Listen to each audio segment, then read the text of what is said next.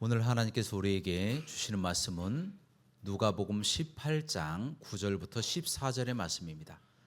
누가복음 18장 9절부터 14절의 말씀을 우리 다 함께 힘찬 목소리로 봉독하시겠습니다.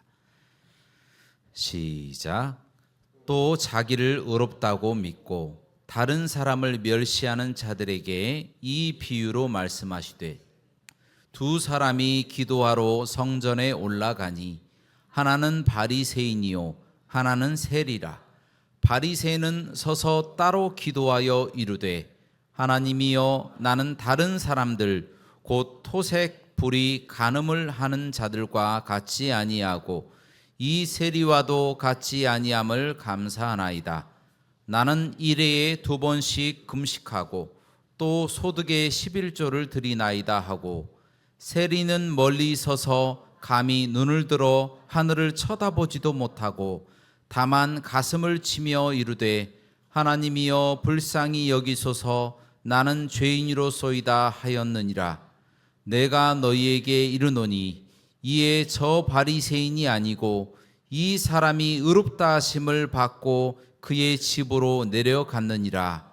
무릇 자기를 높이는 자는 낮아지고 자기를 낮추는 자는 높아지리라 하시니라. 아멘.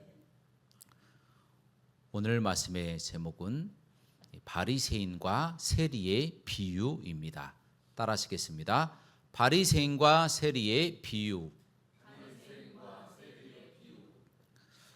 오늘 이 비유는 우리가 예전부터 하나님의 말씀을 많이 들어왔는데요, 그 중에서도 참으로 많이 들었던 비유의 말씀입니다. 이름하여 바리새인과 세리의 비유입니다. 여러분, 바리새인이라고 하는 사람들에 대해서 잘 알고 계시죠? 바리새인은 그 겉으로는 참으로 신앙생활 잘하는 믿는 사람 같이 보이지만 속은 그렇지 않은 사람들을 가리킵니다.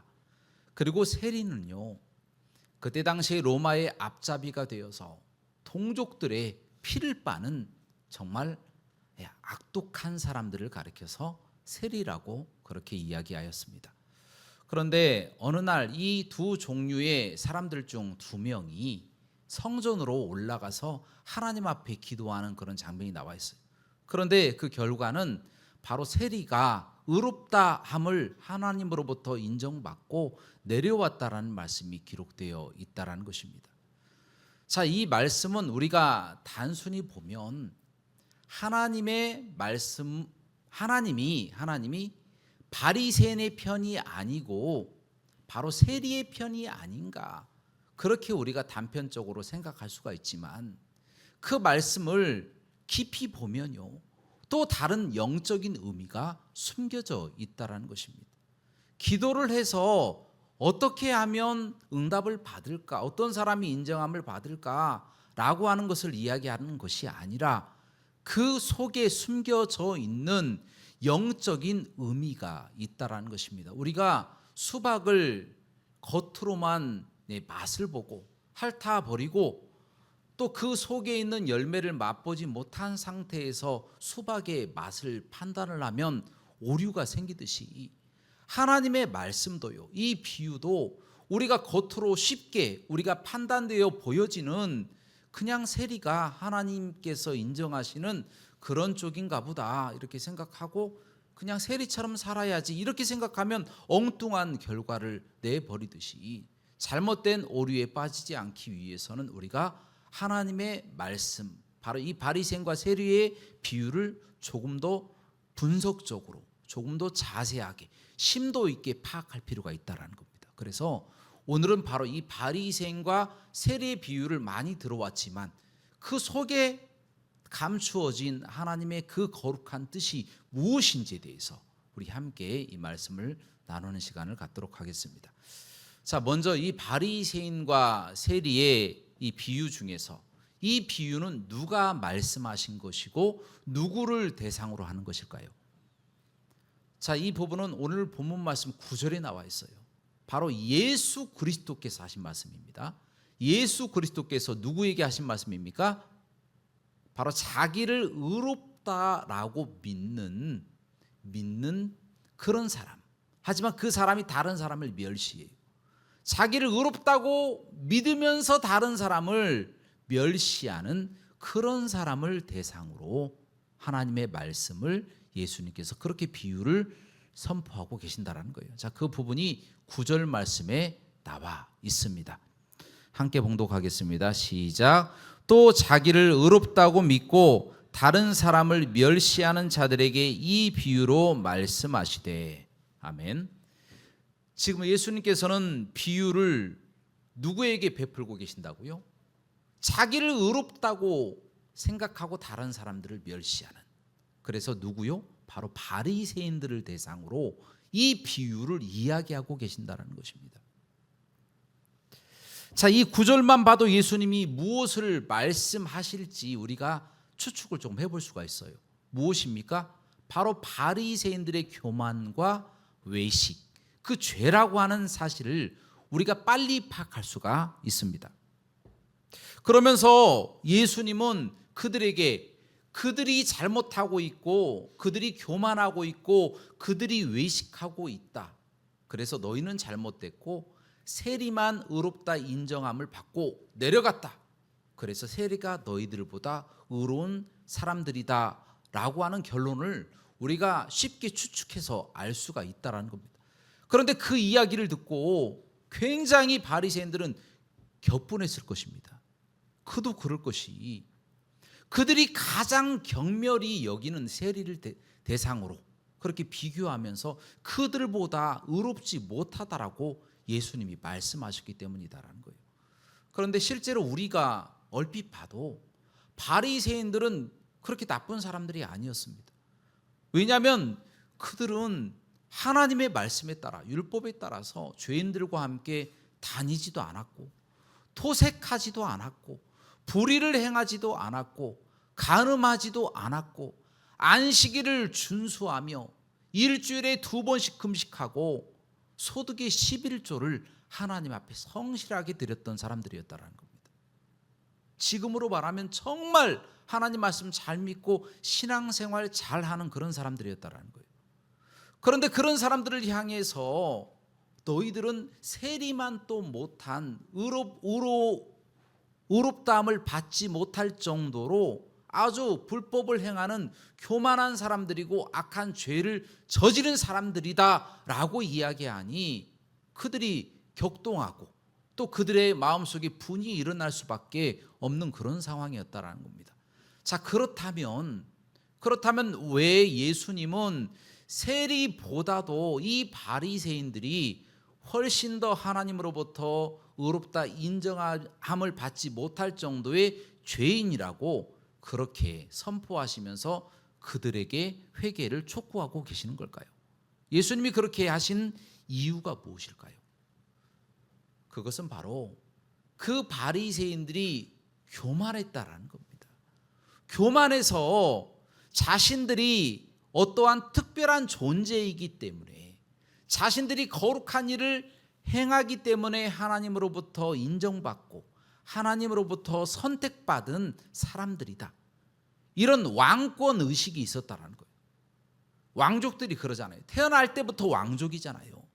태어날 때부터 존중이 여김을 받고 태어날 때부터 천민들과 피가 다르기 때문에 권력을 누리고 다른 사람들을 짓밟고 살아가는 것, 그것이 당연한 것으로 생각하고 그렇게 살아가잖아요. 바리새인들도 똑같이 생각했다라는 거예요. 자신들이 의롭고 하나님이 선택할 정도의 특별한 어떤 이유가 있기 때문에, 그렇기 때문에 세리보다 내가 우월하다, 내가 뛰어난 사람들이다, 그래서 내가 인정받고 구원받고 복받고 그렇게 이 땅을 누리면서 살아가는 것이다 라고 여겼기 때문에 회개하지 않았다라는 거예요. 늘 비교적 의로움으로 하나님 앞에 내세웠던 사람들, 이런 거죠. 세리보다 내가 더 의롭지 않습니까? 라고 이야기하면서 그것을 자신의 의로움으로 드러냈다라는 거예요. 비교적 의로움으로 자기의 의를 하나님 앞에 항변하면서 당연히 하나님이 나에게 주실 것을 주시는 것입니다 라고 생각했다라는 거예요. 그런데 하나님이 그런 분이십니까? 하나님이 겉모양을 보고 판단하신 분이십니까? 그게 아니잖아요. 하나님은 그 마음의 중심을 보시는 분이세요. 하나님은 그들을 선택하실 때에 그들의 선행, 그들이 어떤 의를 행했는지, 또는 그들이 어떤 특별한 신분을 타고났는지, 누구의 자녀이고 누구의 어떠한 영향을 받았는지, 이런 것을 보고 하나님이 선택하신 것이 아니다라는 거예요. 하나님은 무조건적인 하나님의 사랑과 희생이라고 하는 그 바탕으로 무조건적인 선택을 강행하셨다라는 거예요. 하나님이 선택하시고 싶은 사람을 하나님이 선택하신 것이지, 인간의 선행이나 인간의 어떠한 특별한 점을 보고 선택하셔서 그 사람을 구원하시고 그 사람을 축복하시고 그 사람을 인도하신 것이 아니다라는 것입니다. 여러분, 바리새인들이 그토록 자랑스럽게 여기는 그런 사람이 한 명 있어요. 바로 모세입니다. 모세가 왜냐하면 하나님으로부터 율법을 받았잖아요. 그리고 그 시대의 사람들, 이스라엘의 그 12지파와 그 자손들, 모세 시대에 살았던, 애굽에 살았던 그 사람들을 굉장히 동경하고 존경하고 있었다라는 거예요, 바리새인들이. 그런데 그 사람들의 한번 행적을 보시기 바랍니다. 그 사람들을 하나님이 선택하셨을 때에 그 사람들이 의롭기 때문에 선택하셨다라고 성경 말씀에 기록되어 있습니까? 그렇지 않다라는 거예요. 하나님께서 사랑이 많으셔서 사랑과 은혜로 무조건적으로 하나님이 그냥 그들을 선택하신 겁니다. 하나님의 주권적인 선택을 강행하신 거예요. 그렇지, 그 사람이 의롭다고, 그 사람이 특별하다고, 하나님이 그 점을 보고 너는 왕족이니까 내가 선택할 거야, 너는 조금 잘생겼으니까 너를 선택하는 거야, 너는 조금 의로운 행동을 했으니까 너를 선택할 거야, 이렇게 생각을 하고 모세와 그 이스라엘 백성들을 선택한 것이 아니다라는 거예요. 여러분, 그 이유가 무엇입니까? 왜냐하면 이스라엘 백성들이 애굽 땅에 있을 때 야곱의 자손들이잖아요.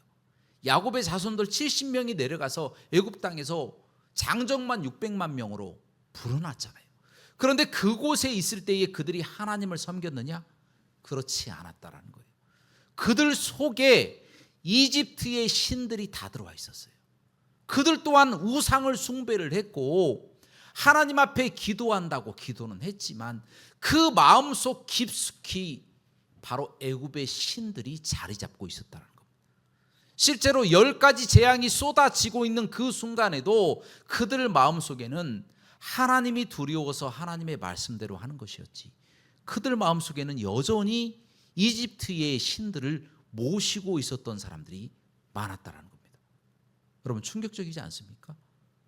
애굽에서 이 구별된 사람들, 하나님이 구별된 사람들을 선택하셔서 그들을 따로 끄집어내셨다라고 우리가 생각하고 있지만 결코 그렇지 않습니다. 아주 타락한 사람들이었어요.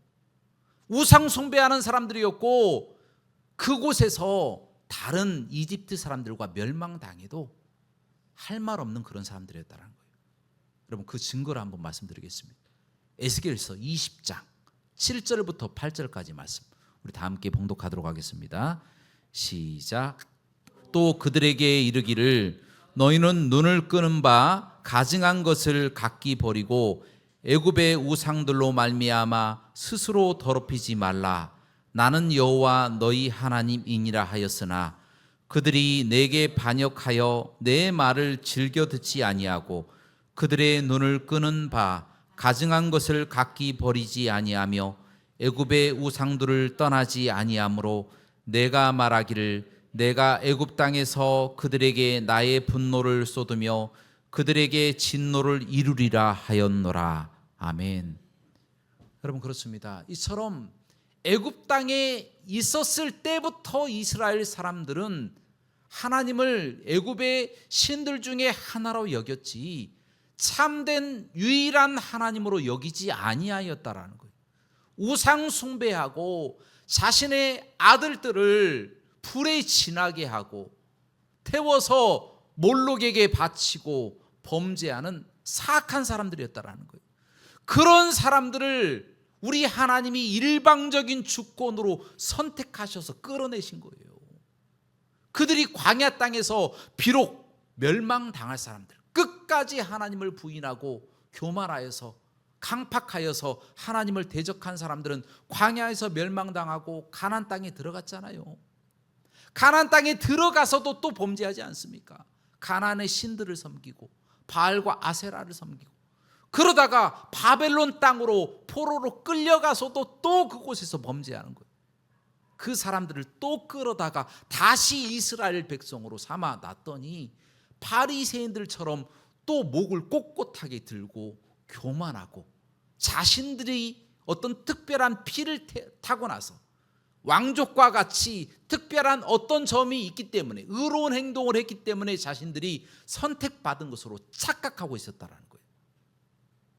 그러나 하물며 그들의 조상들, 그들이 그토록 존경에 맞이하지 않는 바로 모세와 그 이스라엘의 지파의 족장들조차도 범죄하였는데 바리새인들이 뭐라고 고개를 빳빳하게 들면서 내가 저 세리보다 훨씬 더 의로운 사람이니까 내가 구원받고 내가 인정받는 것이, 내가 의롭다 하심을 받는 것이 당연한 것 아니겠습니까? 고개를 빳빳하게 드는 모습을 보면 하나님이 어떤 표정을 지으시겠습니까? 하나님이 웃으시지 않으시겠습니까? 어떻게 그런 사람들이 인정함을 받을 수가 있겠습니까? 그것을 알면서도 끝끝내 고개를 들잖아요. 바리새인들은 자신들의 의를 끝까지 내세우잖아요. 자신들의 힘과 자신들의 의지로 이렇게 지금 우리가 행복하고 잘 살 수 있는 겁니다. 우리가 이렇게 율법을 잘 지키고 하나님의 뜻대로 살기 때문에 우리가 잘 살아야 되는 게 아니겠습니까?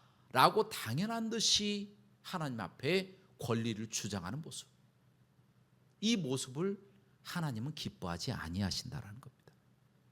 반대로 세리는 어떻습니까?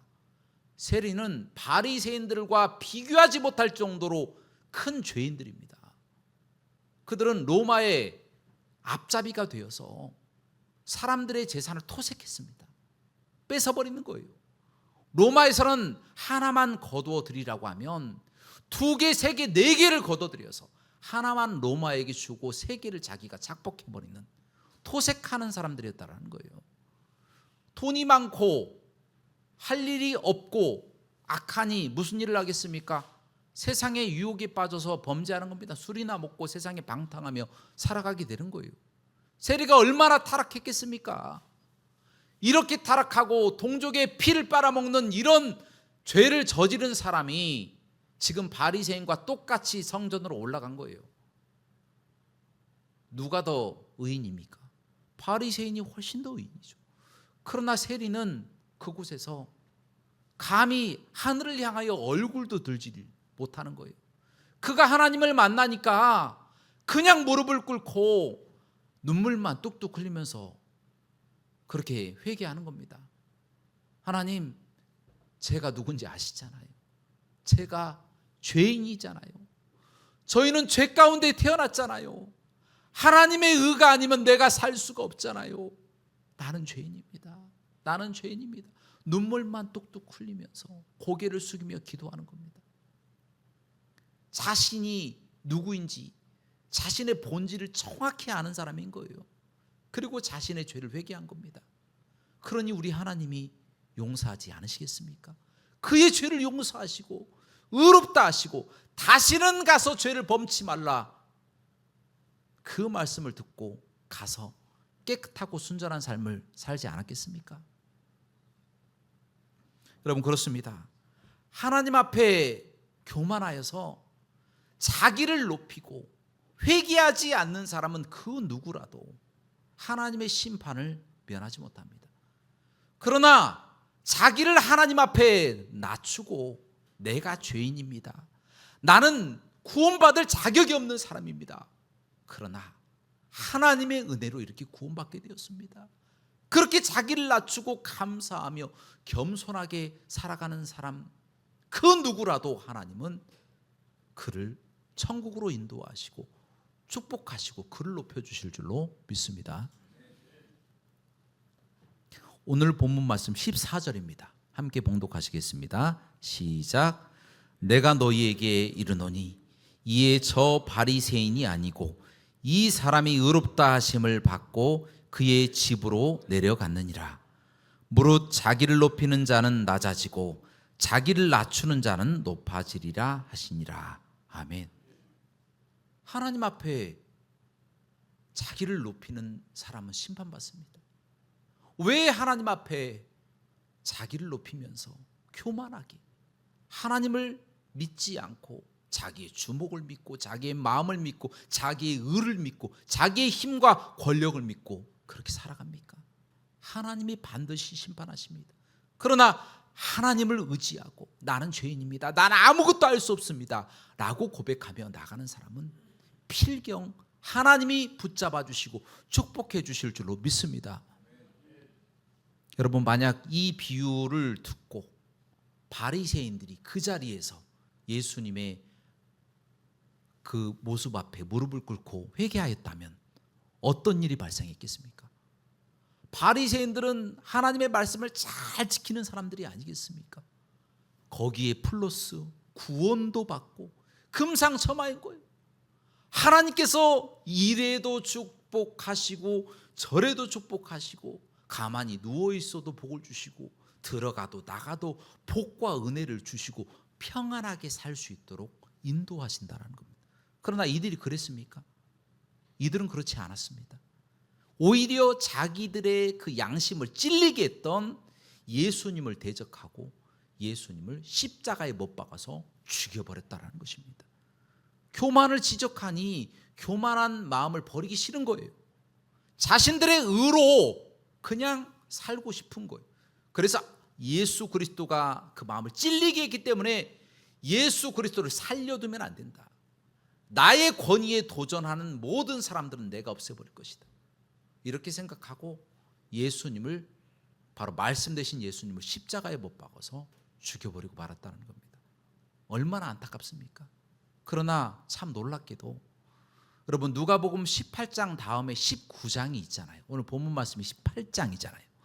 그런데 누가복음 19장이 누가 나옵니까? 세리 중에 대장 세리장 삭개오가 나옵니다. 이 삭개오가 예수님을 만나기만 했잖아요. 만나기만 했는데, 아주 잠깐 동안 만나기만 했는데 그가 완전히 삶이 바뀌어버렸어요. 그동안 모아왔던, 정말 나쁘게 모아왔겠죠. 나쁘게 모아왔던 재산의 절반을 가난한 사람들에게 나눠줘 버렸어요. 그리고 자기가 토색하고 나쁜 방법으로 빼앗았던 재산은 4배나 갚게 되었다는 겁니다. 그래서 완전히 주님과 함께 회개하는 삶을 산 그런 모습이 성경 말씀에 기록되어 있다는 겁니다. 세리는 회개하고 예수님의 말씀을 듣고 자신을 낮춰서 구원받은 사람이 됐어요. 하지만 바리새인은 끝까지 자신의 교만을 주장하다가 결국에는 심판에 이르게 되고, 아직까지도 우리 예수님이 자신들의 나라에 오지 아니하였다고 메시아를 기다리고 있다는 거예요. 이거 얼마나 안타까운 일입니까? 사랑하는 여러분, 이제 말씀을 정리합니다. 우리는 때때로 우리가 구원받은 것이 우리가 의롭기 때문에, 또 때로는 어떤 특별한 사람이기 때문에, 특별한 무엇인가, 특별한 존재이기 때문에 하나님이 우리를 선택하신 것이 아닌가, 이렇게 잘못 착각할 때가 있어요. 그렇지 않습니다. 하나님의 주권입니다. 일방적인 주권으로 우리를 그냥 선택하신 거예요. 내가 너를 선택하고 내가 너를 불렀고 내가 너를 인정하고 내가 너를 사랑하고 너를 위해서 희생하고 너를 천국으로 인도할 것이다. 지금도 함께한다 라고 하는 놀라운 사랑으로 우리를 불러주신 줄로 믿습니다. 하나님의 일방적인 주권이고 일방적인 선택이 얼마나 감사합니까? 하나님의 은혜인 거예요. 우리가 뭐라고 하나님께서 우리를 선택하십니까? 우리가 뭐가 그렇게 특별하고 잘났다고 하나님이 예수 그리스도의 희생을 통하여 우리를 구원하십니까? 우리는 하나님의 극진한 은혜를 받고 사는 사람들이다라는 것이에요. 그러므로 우리는 늘 감사하며 살아가시기를 주님의 이름으로 부탁드립니다. 그리고 또한 삶을 살아나가는 동안에 조금 잘 된다고 우리가 목을 꼿꼿하게 세우고 교만할 것도 아니에요. 그리고 조금 안 된다고 고개를 숙이고 낙심할 것도 아닙니다. 왜 그렇습니까? 그 삶을 하나님이 만들어 놓으시고 그 삶을 하나님이 지금 인도하고 계시기 때문이다라는 거예요. 하나님이 인도하고 계시는 사람, 하나님의 사람의 길인데 그것을 비난하는 사람이 누가 있으며 또 그것을 스스로 내가 했다라고 고개를 들고 또 때로는 좌절할 사람이 누가 있겠습니까? 하나님께 다 맡기고 사는 그런 삶인데 다 하나님의 책임 아니겠습니까? 하나님이 다 인도하시는 것 아니겠습니까? 그러므로 모든 삶 가운데 교만하지 않고 겸손하게 그렇게 흔들리지 않고 단단한 신앙생활 하시기를 주님의 이름으로 축원합니다. 그럼 여러분의 모든 삶을 하나님께서 책임져 주시고 천국의 모든 상급을 여러분이 낮추시면 다 주실 줄로 믿습니다. 이와 같은 삶을 사시기를 주님의 이름으로 축원합니다. 기도하시겠습니다. 사랑과 은혜가 풍성하시고 자비로우신 하나님, 우리의 모든 삶이 하나님의 뜻 가운데 있는 줄로 믿습니다. 하나님, 지금도 인도하시고 지금도 우리를 사랑하고 계시는 줄로 믿습니다. 우리를 값없이 선택하여 주시고 일방적으로 선택하셔서 죄 가운데 우리를 불러주셔서 우리를 구원하셨습니다. 너무 감사합니다. 하나님, 지금도 또 인도하심도 또 감사합니다. 하나님, 그러므로 우리가 이제는 우리의 힘과 의지로 이 땅을 살아가려고 하는 것이 아니라 하나님의 인도하심을 붙들며 하나님의 음성을 들으며 하나님의 그 마음을 느끼면서 살아가는 우리가 되게 하여 주시옵소서. 모든 영광 하나님께 돌리기를 원하며 예수 그리스도 이름으로 기도하옵나이다. 아멘.